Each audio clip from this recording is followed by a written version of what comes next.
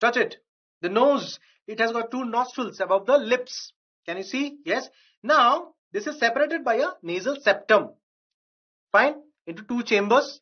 A nasal septum will divide into two chambers. Correct?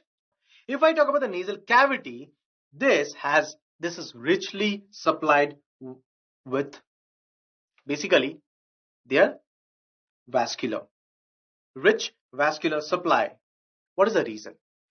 One of the primary reason is it warms the air that you inspiration. Okay, fine. So the air you take in need to be warmed.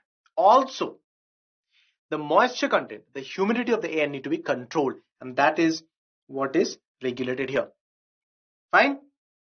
The nose, that means, has a rich vascular supply. It allows to effectively take in the air, which would require control in the humidity of the air so that it is not dry, because if it's dry, the gaseous exchange would be affected. Fine. It has to be moist. Also, it is warmed. Okay, very good. Now, let's move on. So see, this is the nasal cavity. It opens into the next part, which is the nasopharynx. Let me show it to you. Wait, again, nice 3D view. See, the nasal cavity, it is leading to the, yes, this is the nasopharynx. Clear, all of you? Fine. Consider it, okay? I spent a lot of effort in doing this. Okay, so enjoy this. Very good. Now, let's move on. Nasopharynx, it's a common passage for, common passage for both food and air. At the bottom of the pharynx, this pathway divides into two. So there must be two pathways. After some point, this is common, fine. But after that, there should be a division, and there it divides into two. One would be the food pipe, other would be the windpipe. One for the food and one for the air. Fine? Very good. Let's see again once more. This is the nasopharynx. Epiglottis. See this. What's happening?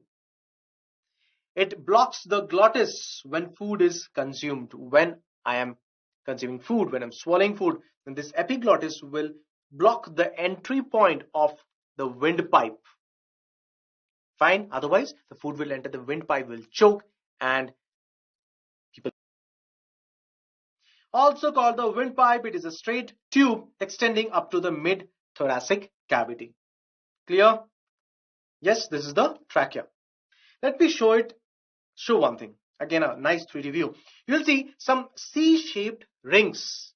In the trachea, some C-shaped rings, okay? These are cartilaginous rings which provide support. Fine? Okay. These are present almost everywhere here except at the end point. So if you take a close look, you will see the bronchi, okay? How it is dividing, branching, primary, then secondary, then tertiary.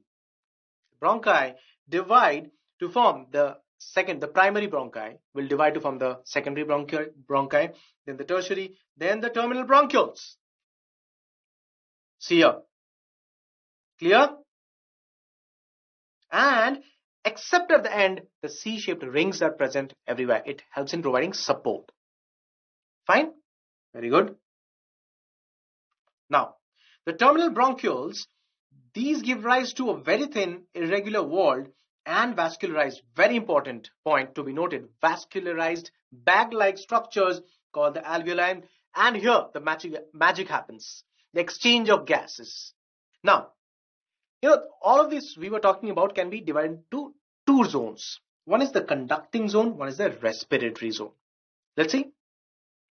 So the conducting part transports the air to the alveoli. Conducting part transports the air to the alveoli. Fine. So see the conducting parts. Trachea, primary bronchi, smaller bronchi. Branching is happening over here, right? To the bronchioles.